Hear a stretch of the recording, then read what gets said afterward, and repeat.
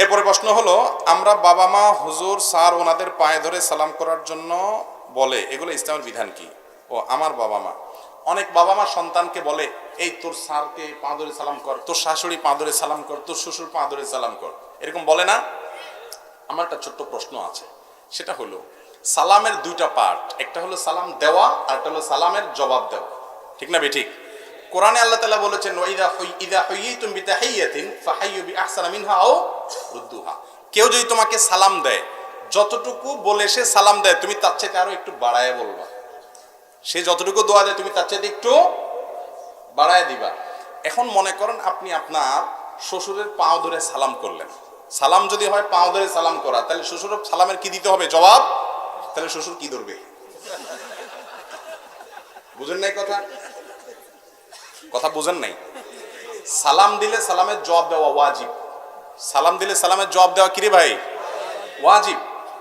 এখন সালামের জবাবে আল্লাহ বলছেন যতটুকু দিয়ে সালাম দিবে জবাবে তার চেয়ে একটু এক কাঠি আগে থাকতে হবে, বাড়ায় দিতে হবে। হ্যাঁ, আসসালামু আলাইকুম বলছে, তুমি জবাবে বলবা আসসালামু আলাইকুম ওয়া রাহমাতুল্লাহ। কেউ আসসালামু আলাইকুম ওয়া রাহমাতুল্লাহ বলছে, তুমি জবাবে বলবা ওয়া আলাইকুম আসসালাম ওয়া রাহমাতুল্লাহি ওয়া বারাকাতুহু। একটু বাড়ায় বলা উত্তম, কমপক্ষে অতটুকু।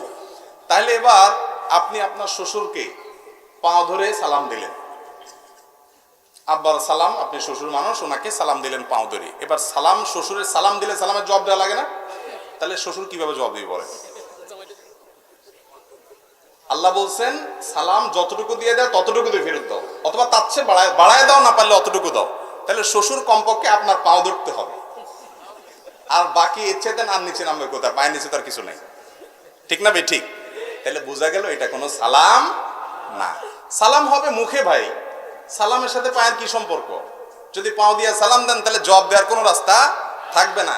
আপনি পাও ধরে সালাম দিলেন, শ্বশুর একটা উষ্টা মারে আপনারা জবাব দিলে কেমন হবে? যে বেটা এটা কোনো সালাম হইল? আমার কথা বুঝেন না আপনারা?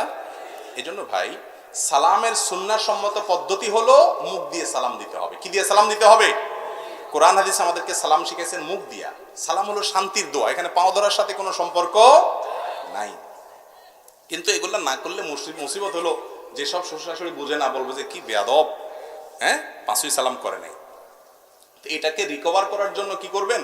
খুব ইনোসেন্ট বয় হিসাবে শ্বশুরের সামনে খুব ভদ্র হয়ে থাকবেন, অনেক সম্মান শ্রদ্ধা করবেন, যাতে করে বুঝতে পারে ওনারা যে পা না চুলে কি হয়েছে, ছেলেটা আসলে ভালো। কথা কি বুঝাতে পারছি? এখন পাঁচইও সালাম করলেন না, বেচারা এমনি মনে কষ্ট যে মনে বেয়াদব বেয়াদব, আবার চললেন একটু বেশি উড়া উড়া ভাব, তো বলবে পুরাই আমার মেয়ের কপালে আজকে কি পড়ছে, ঠিক না ঠিক? বিধায় শ্বশুরদের প্রতি শ্রদ্ধা করতে হবে, মুরব্বীদের সম্মান জানাইতে হবে, কিন্তু সম্মান জানানোর পদ্ধতি হবে কোরআন এবং হাদিস। মন গড়া পদ্ধতিতে সালামের সাথে পাও ধরার কোনো সম্পর্ক না। সালাম হবে কি দিয়া? মুখ দিয়া।